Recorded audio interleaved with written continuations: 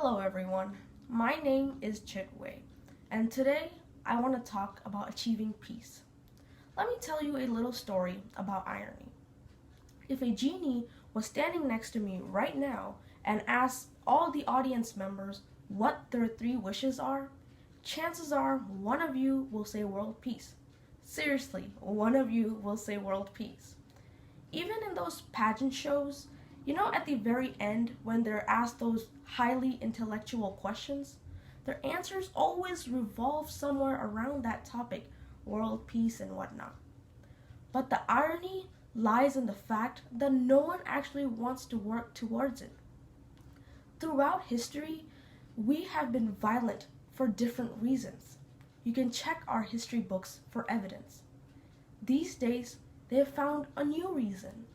People are attacking other people on the basis of who they are and what they worship. I know this is a bit of a hefty topic to talk about, but it doesn't have to be. We can find a logical and calm perspective in order to find a solution, because frankly, this is getting out of control. When I was a teenager in middle school, I was an angsty kid. I would get impatient very easily. I would get angry. We would have discussions at our table in English class, and I would become very passionate about the things we would speak. One day, we were talking about YouTube videos, and somehow the topic derailed to religion. Don't ask me how. I don't know how that happened. One of the kids at the table said a very insensitive thing about my religion, oblivious to the fact that I am a follower of it. I had two choices in that moment. I could either take the violent route and say insensitive things about him, or I could take the peaceful route. Thankfully, I took the latter. I took everything in and I stayed silent for a few seconds.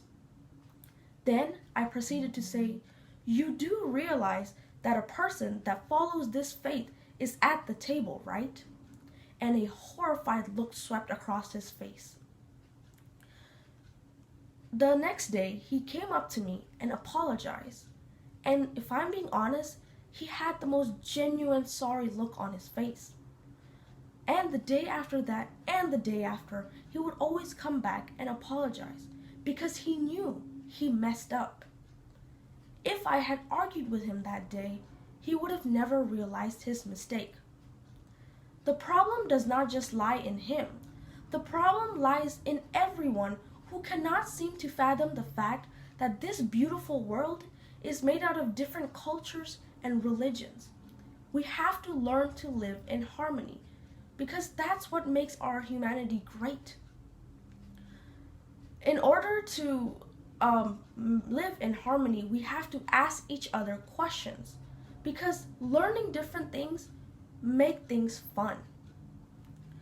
In 2012, a horrifying event took place.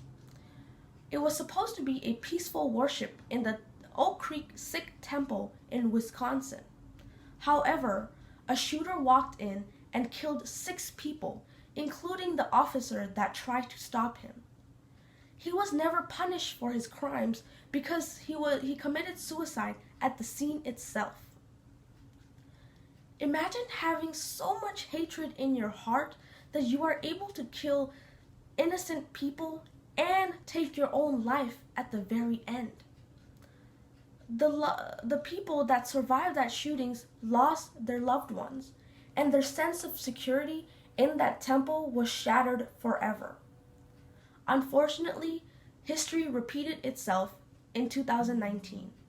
On March, a shooting took place again in mosque in New Zealand city of Christchurch. 50 people were killed and countless others were injured.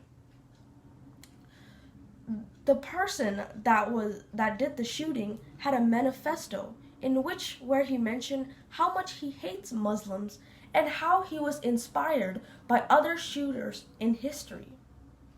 The sad thing is that the worshippers greeted him with "Hello, brother," before the shooting took place.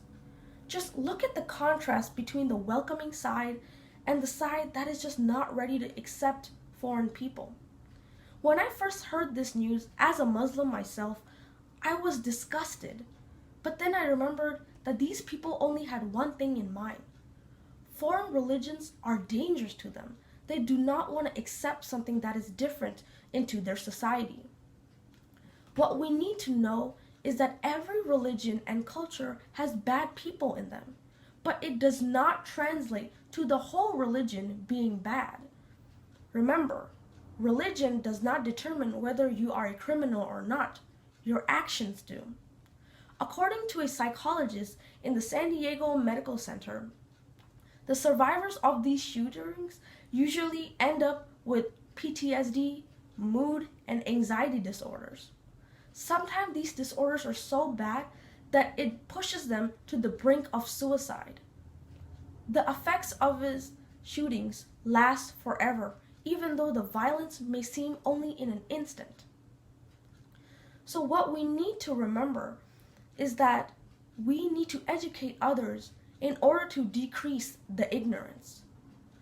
I know, I get what you're saying. Peace isn't something we can achieve overnight. I get it. But it is something we can work towards.